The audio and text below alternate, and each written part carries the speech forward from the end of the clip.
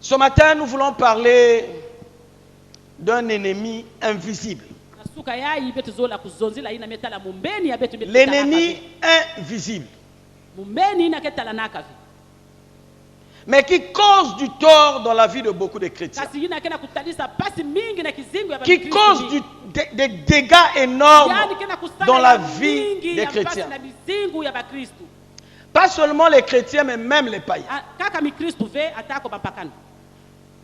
Il agit silencieusement dans la vie. Quand il est en toi, il ne se dénonce pas.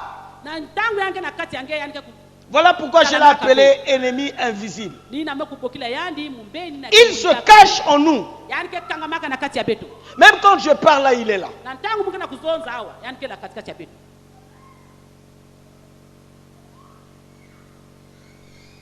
Amen. Amen. Cet ennemi est souvent ignoré par plusieurs. Qui connaît cet ennemi?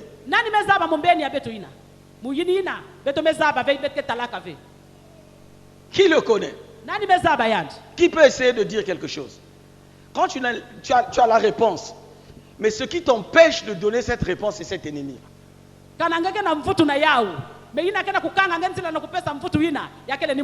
Qui connaît cet ennemi?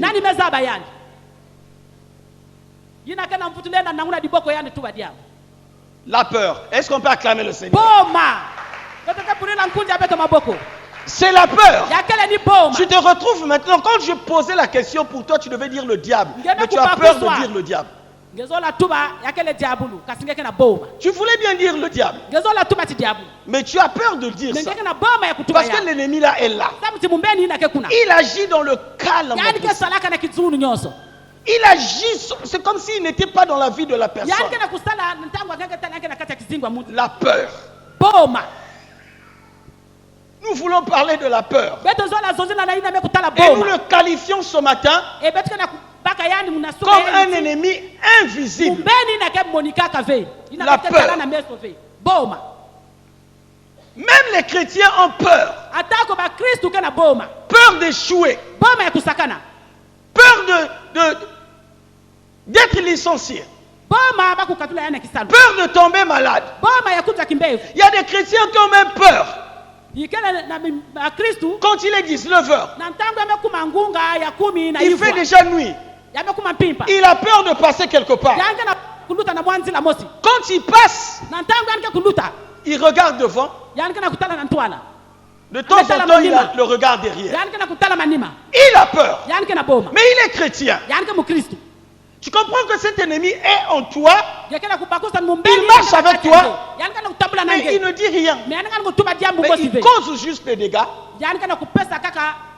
Nous, quand on était enfant, c'est maintenant là, j'enlève le micro. C'est maintenant là, on parle de bébé noir. Des chanteurs qui se cachaient dans le... Et quand tu passes, on t'agresse. Mais il y a des gens qui ont peur. Même des cafards. Il est chrétien. Il a peur des cafards. Il a peur d'une souris. Maintenant, imagine un chrétien de ce genre. Est en train de passer à 22 heures quelque part, seul. Ça dit même s'il y a un chat qui passe. Carl Lewis ne connaissait pas courir. Amen. Amen. Mais il est chrétien. Et il court. Et quand on lui demande, mais qu'est-ce qui te fait courir? Laisse. Il n'y a pas quelqu'un, tu avais peur. Amen. Amen. Nous voulons parler de la peur. Vous savez, même Jésus, un jour, il a dit à ses disciples, pourquoi avez-vous peur? Une façon de leur dire, mais attends, vous me connaissez. Je suis avec vous. Mais vous avez quand même peur. Non. Il voulait juste dire, le fait que je sois Dieu à côté de vous, vous avez l'avantage sur ces choses-là. Vous ne devez plus avoir peur. Amen. Amen. Bien aimé, tu sais que dans la vie, c'est mieux que tu connaisses la personne qui te combatte. C'est-à-dire que la personne qui te combat, si tu le connais, tu vas prendre des dispositions.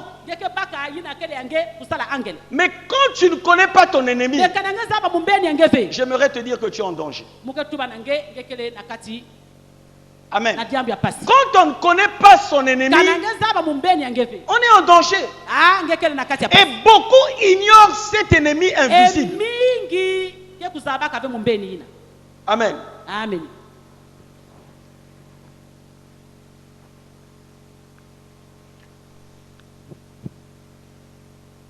Bien aimé, vous savez qu'il y a des choses qui nous arrivent en tant que chrétiens. Des problèmes de tout genre qui nous dérangent. Des situations qui nous causent du tort. Parfois, on pense que c'est le péché.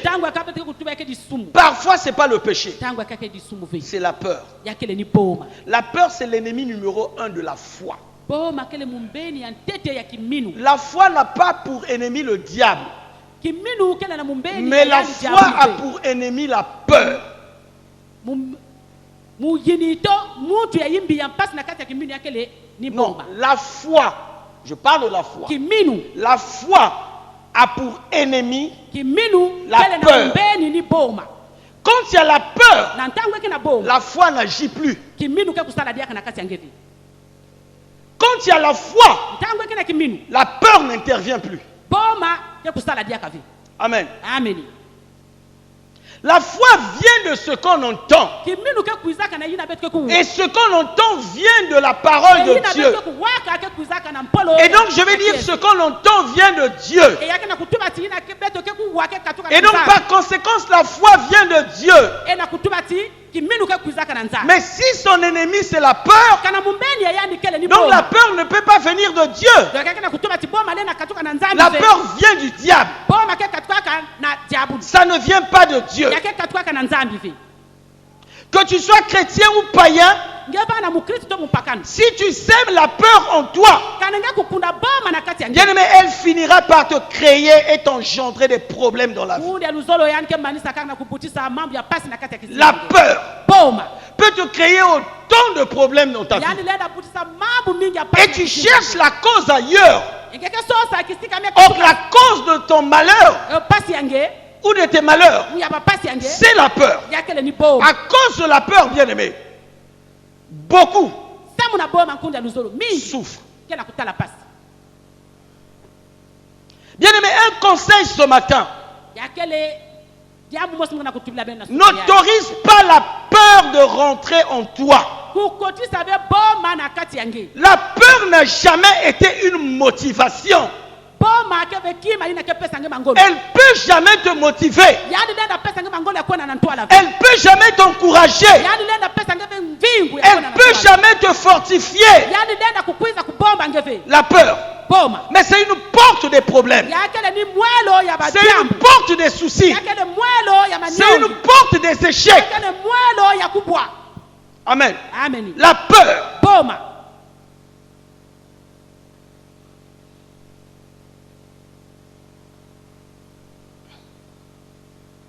La peur, bien aimé, empêche même Dieu d'agir dans la vie du chrétien.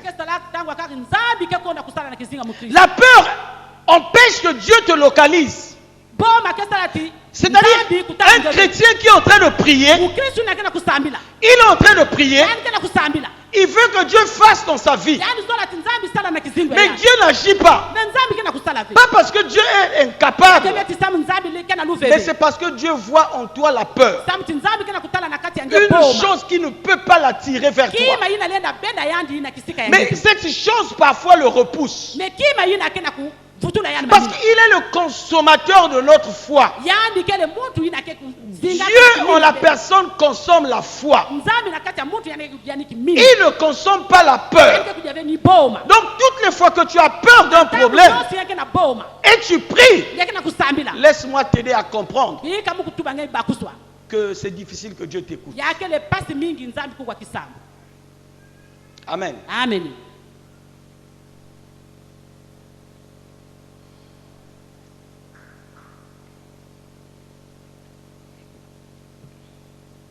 La peur. Nous allons prendre nos Bibles. Bien aimé, la peur ouvre les portes à l'ennemi. La peur donne accès facile à l'ennemi pour nous affaiblir.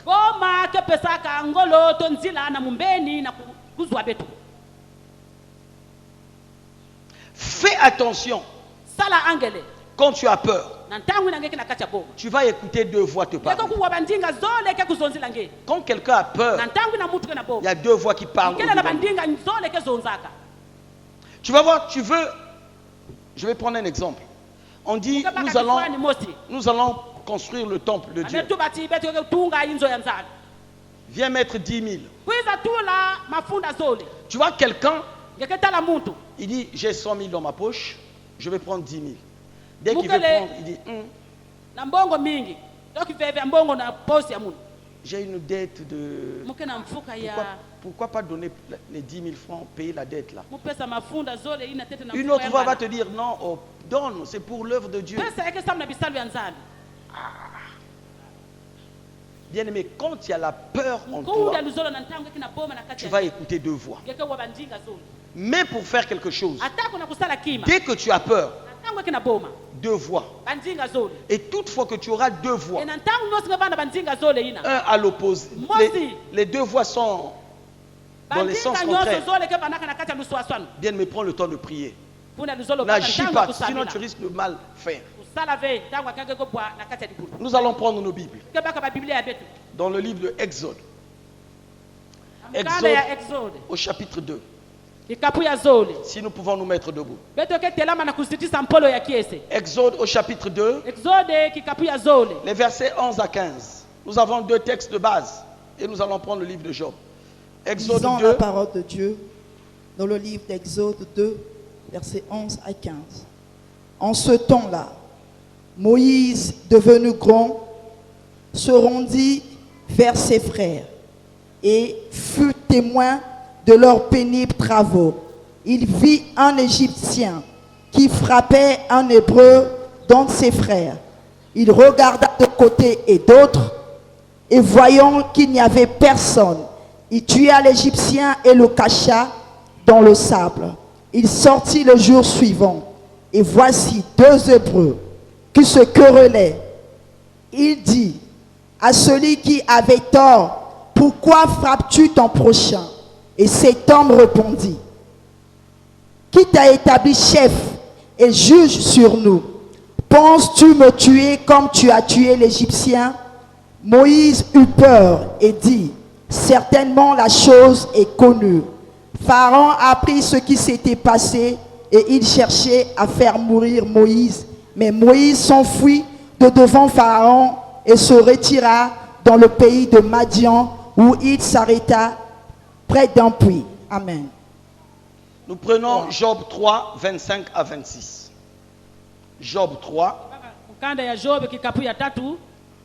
Job 3, 25 à 26. Ce que je crains, c'est ce qui m'arrive. Ce que je crains, c'est ce qui m'arrive. Ce que je redoute, c'est ce qui m'attend. Je n'ai ni tranquillité, ni paix, ni repos. Et le trouble s'est emparé de moi. Amen. Amen. Amen. Voilà les deux textes que Dieu nous donne ce matin.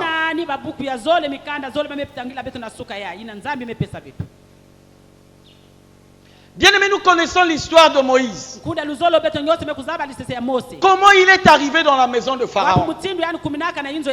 C'est Dieu qui a voulu que Moïse arrive dans la maison de Pharaon. Mais dans quelles conditions Moïse est arrivé? Nous connaissons que Pharaon devait tuer tous les nouveau-nés. Et voilà comment Moïse est né dans cette période. Et la maman de Moïse va donc mettre Moïse dans une corbeille et mettre dans l'eau. Et la fille de Pharaon qui va pour se baigner, il voit donc cette corbeille et récupère. Et là-dedans, il y avait un enfant égyptien, hébreu. Et on a pris cet enfant, l'a amené dans la maison de Pharaon. C'était encore un nouveau-né. Donc il ne connaissait rien. Et le texte que nous venons de lire, la Bible nous dit, en ce temps-là, Moïse devenu grand, il a grandi dans la maison de Pharaon. Moïse connaissait les tactiques de Pharaon. Pour Pharaon, Moïse devait être l'héritier même du trône. Donc Moïse a vu comment Pharaon pouvait tuer facilement. Moïse a vu comment Pharaon avait une armée puissante. Moïse savait que Pharaon avait des magiciens puissants. Parce qu'il a grandi là. Et quand il grandit, il est en train de se balader dans la ville. La Bible nous dit, il constate qu'il y avait un Égyptien qui menaçait. Et il vient pour écouter. Et voilà comment il prend part de l'hébreu. Et donc il va tuer l'Égyptien. Et quand il tue l'Égyptien, la Bible nous dit il est allé enterrer l'Égyptien. Mais les gens avaient vu. Et la Bible nous dit le lendemain, toujours dans ses balades, il voit deux Hébreux qui étaient en train de se chamailler. Il vient vers eux, il dit, mais pourquoi discutez-vous? Mais vous êtes les frères. Pourquoi discutez-vous? Il dit à celui qui avait tort, non mais tu as tort. Et ce dernier dit, mais qui t'a établi juge? Qui t'a nommé juge sur nous? Quoi, tu veux aussi me tuer comme tu avais tué l'Égyptien? La Bible nous dit, Moïse a eu peur. Quand il a écouté ça, il a eu peur. Peur pourquoi? Il s'est dit, assurément, Pharaon est au courant de ce que j'avais fait. Pharaon est au courant, il risque de me tuer. Pharaon est au courant, il risque de me causer du tort. Pharaon est au courant, il ne va pas laisser ce problème comme ça. Laisse-moi fuir. Qu'est-ce qui a fait fuir Moïse? La peur. Amen. Moïse avait tout dans la maison du Pharaon. Les biens, les richesses, tout était. Mais quand il a fui, il a tout laissé. Et il est allé dans le désert pour mener une vie difficile. À cause de quoi? La peur. Amen. La peur, bien-aimé, a enlevé Moïse du confort. L'a amené dans le désert. Là où il pouvait même manquer de l'eau. Là où il pouvait manquer à manger. La Bible nous dit dans le livre de Job, ce que je crains, c'est ce qui m'arrive. Ce que je redoute, c'est ce qui m'atteint. Dans la version parole de vie, ce verset-là dit ceci. Si j'ai peur d'une chose, elle m'arrive. Suis-moi. Si j'ai peur d'une chose, elle m'arrive. Ce qui m'effraie tombe sur moi. Ce qui m'effraie tombe sur moi. Et la conséquence, c'est quoi? Je ne suis plus ni calme. C'est-à-dire, tu dois comprendre que la peur va t'amener à une agitation. Je ne suis plus calme. Je ne suis plus tranquille. Je ne peux plus me reposer. Je suis rempli d'inquiétude. Le mot inquiétude revient. Le mercredi, nous étions ici avec le pasteur William. Mais il y a des gens qui ne viennent pas aux enseignements. Mais vous ne pouvez pas grandir. Mais c'est pendant les enseignements que vous devez poser les questions. Le pasteur William a prêché sur les inquiétudes dans la vie. Mais si on te pose la question, tu es bourré des inquiétudes, qu'est-ce que... Mais tu ne peux même pas savoir ce que c'est. Est-ce que c'est bon d'avoir des inquiétudes? Est-ce que c'est un péché d'avoir des inquiétudes? Mais tu ne le sais pas. Mais nous qui étions là, nous savons. Amen. Voilà pourquoi c'est toujours bien de venir aux enseignements. Et je vais anticiper. Le mercredi, je vais enseigner sur les problèmes de la vie. Comment les problèmes nous arrivent. Comment nous pouvons gérer les problèmes. Un problème bien géré, c'est bien, mais un problème mal géré va susciter autre chose. Mais comment gérer les problèmes? C'est ce que nous allons voir la semaine prochaine. Donc, prépare tes questions sur les problèmes, c'est-à-dire les problèmes de la vie. À quel moment les problèmes viennent dans la vie de quelqu'un? Et comment savoir qu'un problème qui t'est arrivé, tu penses avoir la solution? Est-ce que cette solution, elle est bonne?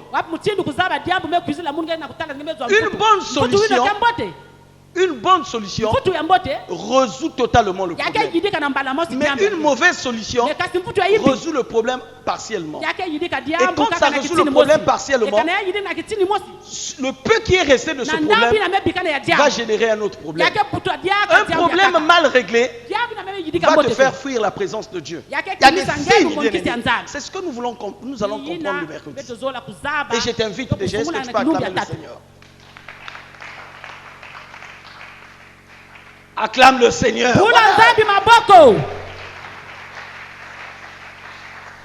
Amen. Amen. Moïse donc a fui. Il a fui pourquoi? Parce qu'il a peur de Pharaon. Connaissant l'armée de Pharaon, connaissant la force de Pharaon, Moïse a pris la fuite. Et beaucoup bien-aimés fuient parce qu'ils ont peur d'un problème. Beaucoup fuient la présence de Dieu parce qu'ils ont peur d'un problème. Beaucoup peuvent fuir sa maison parce qu'il a peur d'un problème.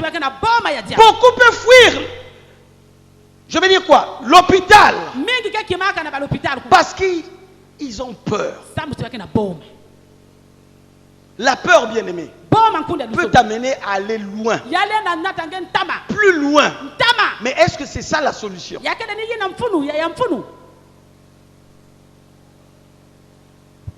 Amen. Amen. Ce que je crains, c'est ce qui m'arrive.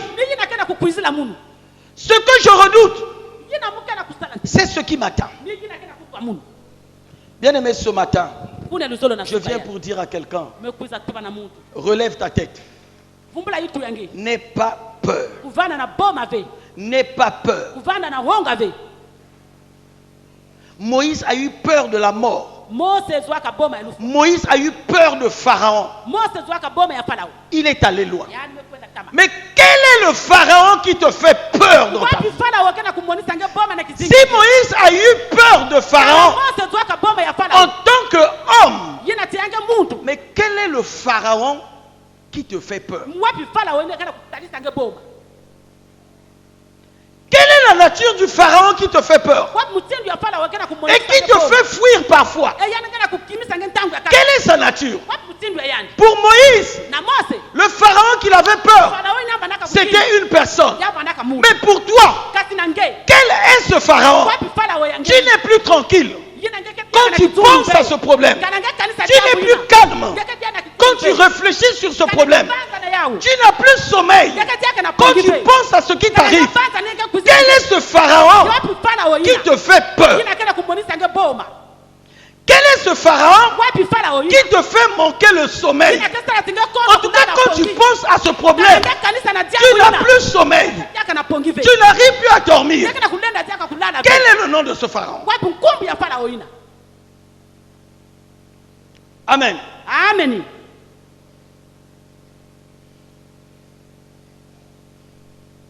Tu as peur d'échouer. Tu as peur de la maladie. Tu as peur de ce problème. Tu as peur de perdre ton foyer. Tu as peur d'être licencié.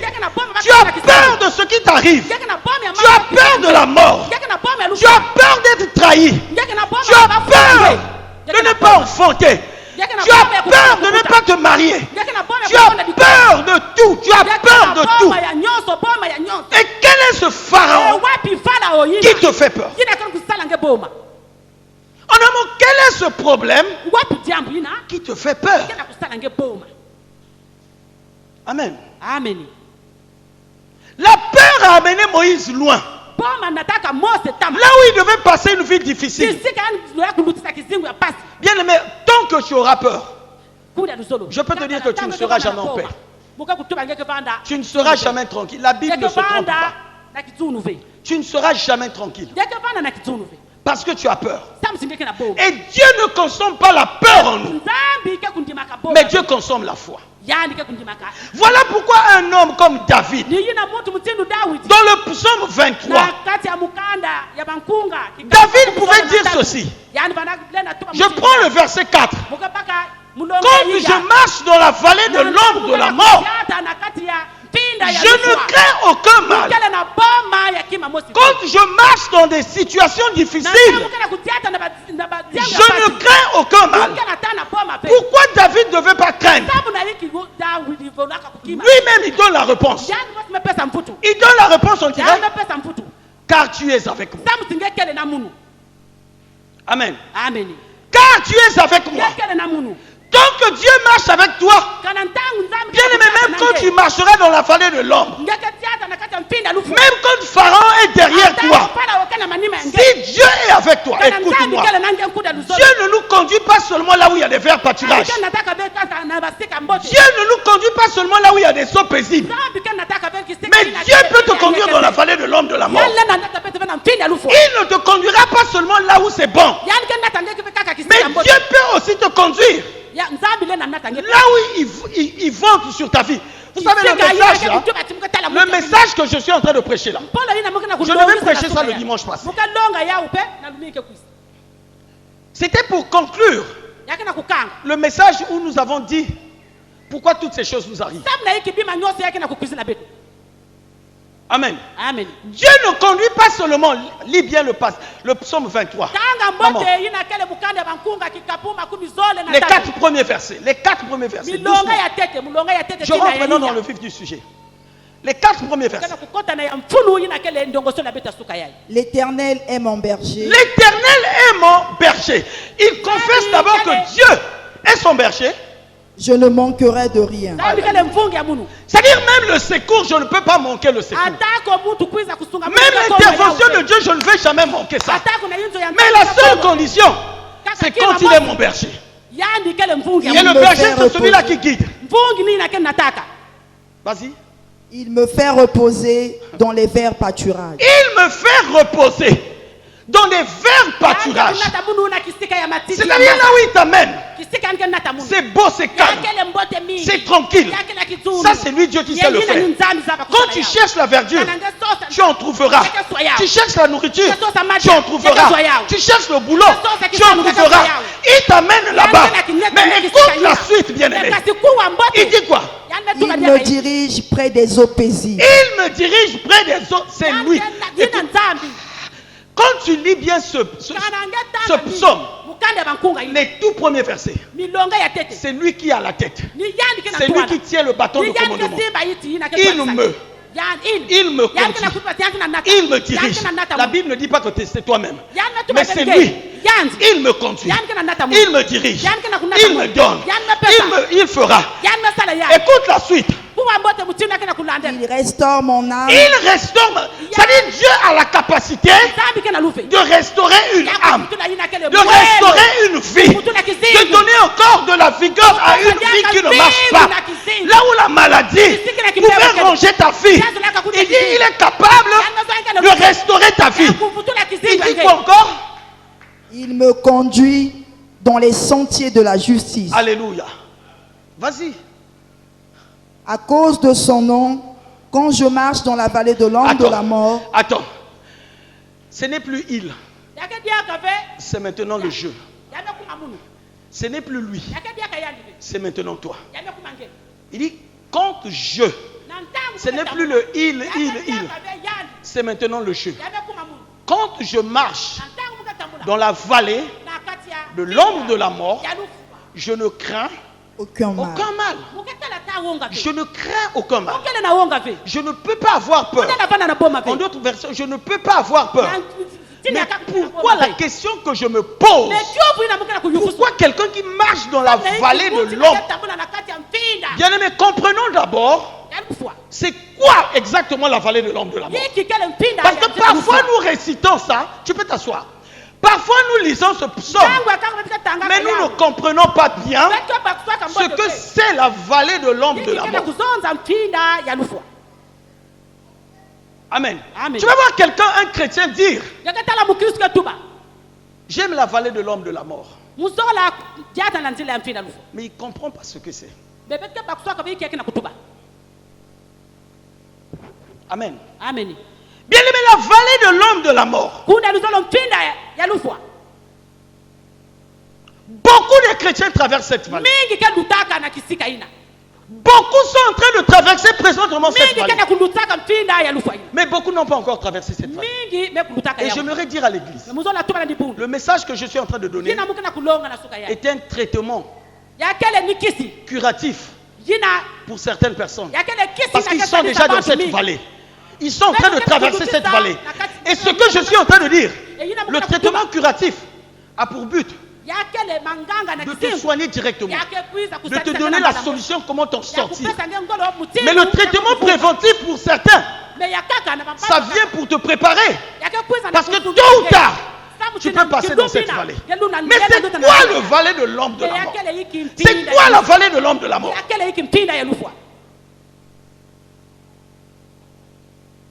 Parce que dans cette vallée, beaucoup ont peur. Et la peur, bien aimé, ne va jamais t'amener vers Dieu. Bien aimé, la vallée de l'homme de la mort, c'est le lieu d'incertitude. C'est le lieu du désespoir. C'est le lieu où quand tu y es, tu ne sais pas comment le lendemain sera. Tu vois aucun espoir. Mais tu es chrétien. Mais tu es en train de prier. C'est comme si Dieu n'écoutait pas tes prières. La vallée de l'homme de la mort. Tu vois que tu as beaucoup de dettes. Mais tu n'as pas l'argent pour payer. Tu as beaucoup de problèmes. Mais tu ne sais pas comment les résoudre. Tu entends à gauche un tel que tu connaissais est mort. Tu entends un coup de fil. Toujours des mauvaises nouvelles. Bien aimé, fais attention. Il y a des gens qui sont en train de traverser cette vallée. Mais Dieu te dit ce matin, quand tu traverses cette vallée, ne crains rien. N'aie pas peur quand tu traverses la vallée. Bien aimé, la vallée de l'homme de la mort, c'est quand nous passons des moments durs de la vie. Tu es haï par ceux-là que tu as soutenus. Mais tu es haï sans cause, sans raison. Et tu ne comprends pas. Tu te dis, Dieu, où es-tu? Que toutes ces choses m'arrivent. Tu ne comprends pas. Tu cherches des solutions à tes problèmes. Mais les solutions ne viennent pas. Tu es trahi même par des proches.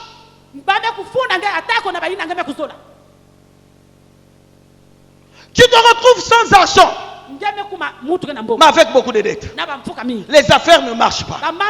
Tu entends là où tu comptais, on commence à licencier.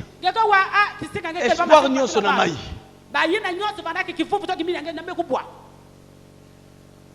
Bien aimé, ce sont les moments sombres de la vie où tu as l'impression que tu pries, mais rien, Dieu ne t'écoute pas. Rien ne marche bien. Ta situation ne fait que s'empirer.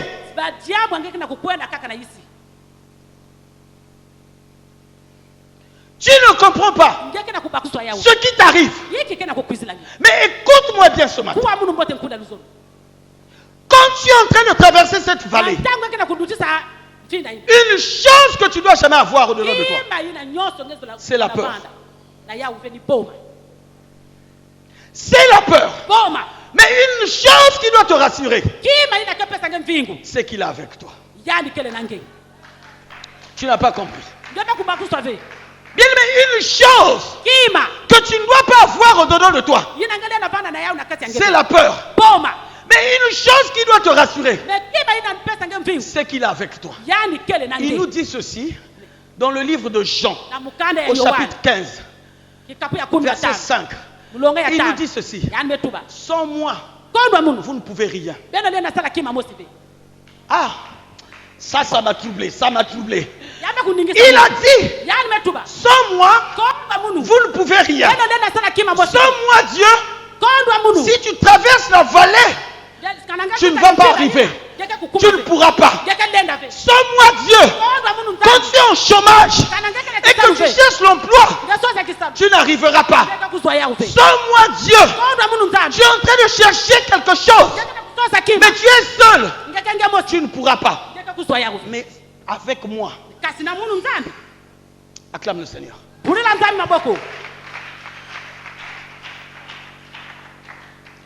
Et Moïse était en train de traverser cette vallée. Il était en train de traverser cette vallée. Il a laissé la maison du bonheur. Il a laissé là où il y avait la richesse. À cause de la peur, il est allé loin. Il est allé loin. Il avait peur qu'on le tue. Vous savez que beaucoup, quand ils traversent la vallée, ils se posent la question comme Gédéon. Ils se posent la question comme Gédéon. Si Dieu est avec nous, pourquoi toutes ces choses nous arrivent? C'est David qui est en train de le dire. Quand il traversait cette vallée, ce qui devait nous faire peur et mal, si Dieu devait dire dans sa Bible, dans la Bible, que quand tu es assis dans la vallée de l'ombre, c'est une vallée où tu dois traverser. Si la Bible dit que tu dois traverser, c'est que ce n'est qu'une étape de la vie. Ce n'est qu'une étape de ton parcours. Ce n'est qu'une étape de ton chemin. Ce n'est qu'une étape. Ce n'est pas toute ton histoire, mais c'est une étape. C'est-à-dire que tu peux arriver là, mais tu finiras par sortir. Acclame le Seigneur.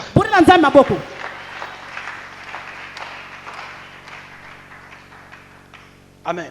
Amen. Bien aimé, c'est dans la vallée de l'homme de la mort on saura que tu es fidèle à Dieu. Amen. Amen. C'est quand quelqu'un traverse la vallée de l'homme de la mort qu'on saura que c'est un vrai chrétien. C'est un chrétien mature. Parce que c'est là où beaucoup crient abandon. Amen. Amen. Mais ils oublient une chose. Moi, parfois, je suis le catch américain. Que quand on suit le catch américain, même si on est en train de te taper, tant que tu n'as pas fait sortir ta prise de finition, l'ennemi peut prendre le dessus sur toi. C'est-à-dire, quand tu n'as pas encore fait sortir ta prise de finition, il peut te malmener comme il veut. Mais toi, tu attends une seule chose, que tu aies l'occasion d'appliquer ta prise de finition. Et tant que dès que tu vas appliquer la prise de finition, ça dit il ne peut plus faire quelque chose. Maintenant, comprends ça dans la parole de Dieu. Que tu as une prise de finition que tu n'as pas encore utilisée. Tu es en train de passer dans la vallée de l'homme de la mort. Tu es en train de traverser des moments compliqués. Il y a une prise de finition qui est encore en refaire, que tu n'as pas encore utilisée. Et dès que ça va sortir, bien-aimé, tu vas chanter un cantique de louange. Tu vas chanter les cantiques en Seigneur. Amen. Amen. Moïse a traversé la vallée de l'homme de la mort. Et je disais tout à l'heure, dans cette vallée, c'est là où on saura que tu es chrétien. Il y a la vallée, bien-aimée, qui peut te faire grandir, qui t'amène à la maturité, parce que tu vas comprendre certaines choses. Amen. Amen. Bien-aimé, quand on traverse la vallée de l'homme, tes prières ne seront pas exaucées.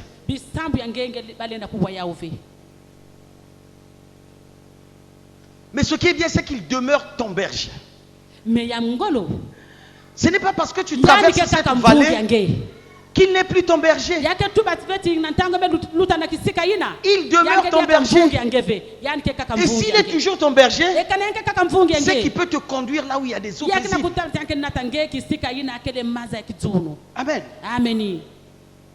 Il dit seul tu ne pourras rien. Sans moi vous ne pouvez rien faire. Bien aimé, celui qui marche dans la vallée de l'homme de la mort, il est comme une personne qui est décrite dans le psaume 91. Vous voyez le psaume 91? Il est comme cette personne. Je commence à partir du verset 5. Dans ce psaume, on nous dit ceci. Tu ne craindras ni la terreur de la nuit, ni la flèche qui vole du jour, ni la peste qui marche dans les ténèbres, ni la contingent qui frappe en plein midi. Que 1000 tombent à ton côté et 10 000 à ta droite, tu ne seras pas atteint. De tes propres yeux, tu regarderas et tu verras la rétribution des méchants. Amen. Car tu es mon refuge, ô Éternel. Tu fais du très haut ta retraite. Amen. Aucun malheur ne t'arrivera. Aucun fléau n'approchera de ta tente. Amen. Car il ordonnera à ses anges de te garder dans toutes tes voies. Ils te porteront sur les mains, de peur que ton pied ne heurte contre une pierre. Tu marcheras sur le lion, sur l'aspic. Tu fouleras le lionceau et le dragon. Puisqu'il m'aime, je le délivrerai. Je le protégerai puisqu'il connaît mon nom. Amen. Est-ce que tu peux acclamer le Seigneur? Amen, amen, amen, amen. Bien-aimé, lorsque tu traverses cette vallée, n'aie pas peur. La peur, bien-aimé, c'est la plus grande cause de nos échecs. La peur est une émotion, bien-aimé, qui nous pousse à ne pas avoir confiance en Dieu. Ça te pousse à ne pas avoir confiance en l'Éternel. Dès que la peur est là, tu viens à l'église, je dis que tu n'as pas la foi. Parce que la peur et la foi ne marchent jamais ensemble. Un jour, Jean-Baptiste a vu Jésus passer. Il a dit, voici l'agneau de Dieu. Les disciples de Jean-Baptiste sont allés vers Jésus. Quelque temps après, Jésus l'avait baptisé. Quelque temps après, il s'est retrouvé dans la prison. Il ne comprenait pas comment Dieu, comment le plus grand Dieu du monde, comment Jésus, un Dieu fort et puissant, moi je l'ai baptisé. Et je me retrouve dans cet état. Et je me retrouve dans ces conditions. Je suis en prison. Moi, je ne crois plus. Il a dit à ses disciples, allez-y d'abord demander à Jésus. Est-ce que c'est lui qui devait venir ou c'est quelqu'un d'autre que nous devons attendre? Est-ce qu'il n'y a pas un autre Messie qui doit venir? Jésus a répondu à ses disciples, regardez seulement. Les boiteux marchent. Les aveugles recouvrent leur vue. Les malades sont guéris. Allez-y lui dire. Et quand on est venu dire à Jean-Baptiste, j'imagine Jean-Baptiste n'a pas cru.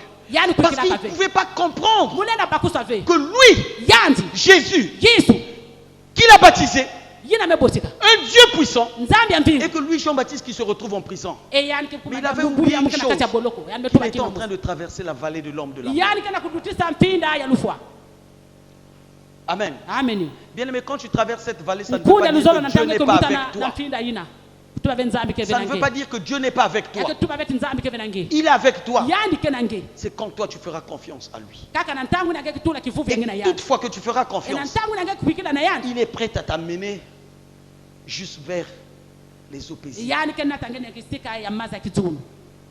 Jean-Baptiste ne pouvait pas imaginer. Et beaucoup de chrétiens ne comprennent pas qu'ils ont Dieu, qu'ils prient un Dieu grand, un Dieu puissant, et que toutes ces choses nous arrivent.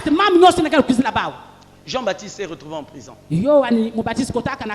C'était une vallée pour Jean-Baptiste. Et tu es dans quel genre de vallée?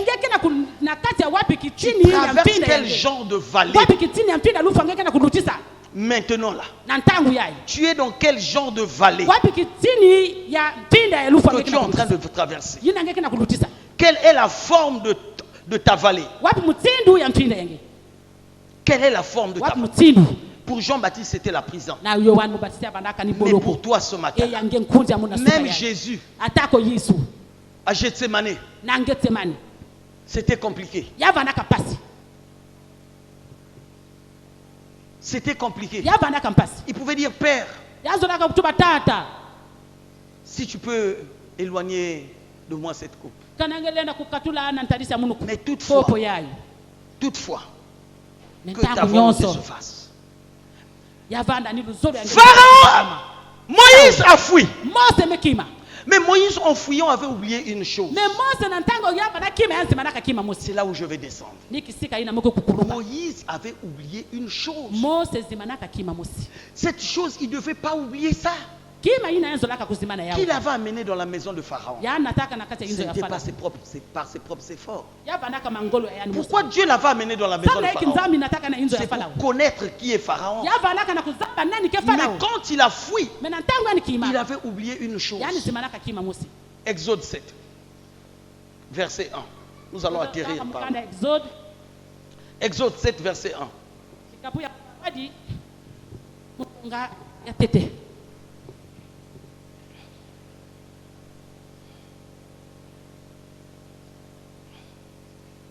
Exode 7, verset 1. L'Éternel dit à Moïse. L'Éternel dit à Moïse. Nous allons atterrir. L'Éternel dit à Moïse, qu'est-ce qu'il dit? Vois. Vois. Je te fais Dieu pour Pharaon. Amen. Arrête-toi là. Vois. Je te fais Dieu pour Pharaon. Écoute dans d'autres versions, français courant. La Bible c'était: je t'investis d'une autorité divine vis-à-vis de Pharaon.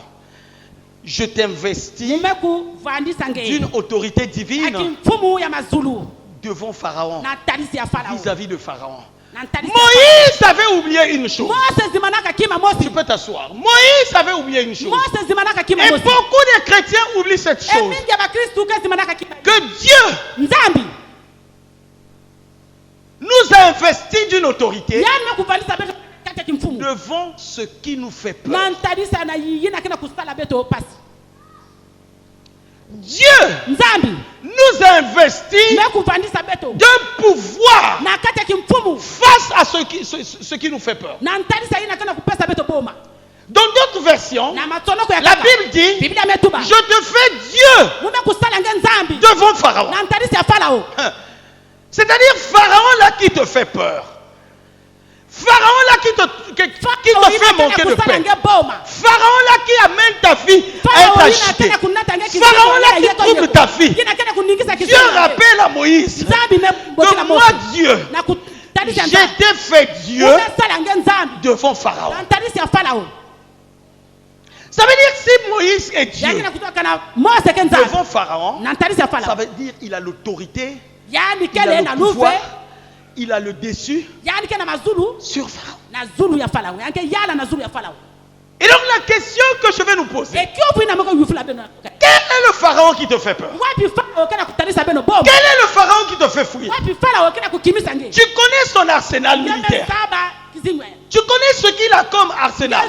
Tu connais ce qu'il a comme magicien. Mais Dieu te dit ce matin, il te fait Dieu devant ce Pharaon-là. Quel est le Pharaon qui fait peur à quelqu'un? Ce Pharaon-là peut être appelé maladie. Ça te fait peur. Parce que quand tu entends les nouvelles, Koko inquiet la kufa ki na maladie wana. Koko ya kingani fuaka na kimbego. Leki ya papa ya mwasi ya mama na biso wana kufa ki na maladie wana. Papa leki ya biso wana oya bana na mboka kufa na maladie wana. E ba lobi na nga na médecin nga pe na za na maladie. Ça commence à créer la peur. Ce matin je dis c'est un pharaon. Et Dieu te fait Dieu devant ce pharaon-là. Dieu te donne l'autorité. Dieu te donne le pouvoir. Dieu te donne la suprématie. Dieu te donne la hauteur devant ce pharaon-là. Quel est le nom de ce pharaon-là qui te fait peur? Mais tu oublies une chose, mais que tu as le dessus sur lui. Tu as le pouvoir sur lui. Tu peux déclarer des choses.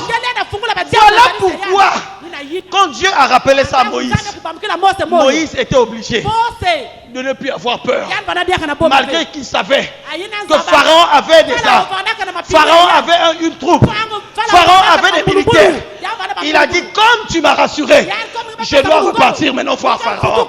Pharaon sera devant moi. Et Pharaon saura que l'Éternel m'a envoyé. Mais pourquoi tu as peur?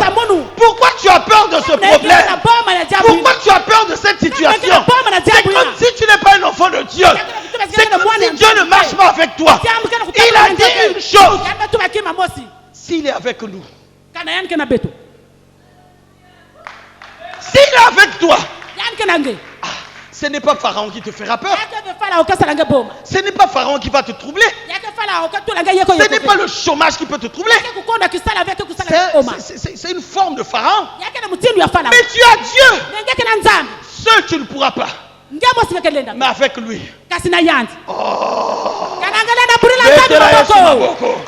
Voilà pourquoi, bien-aimé, Moïse à un moment commençait à douter. Dieu le renvoie vers Pharaon. Pasteur, il arrive devant Pharaon. Il parle à Pharaon. Pharaon résiste. Moïse se retire. Il revient encore. Il parle. Pharaon résiste. Les 10 plaies d'échec. Mais Pharaon avait oublié une chose. Que Dieu a une prise de finition. Que personne ne peut résister. Que Moïse avait une prise de finition. Que Pharaon ne pouvait pas tenir. Et toi, tu as une prise. C'est le nom de Jésus. C'est le nom de Jésus.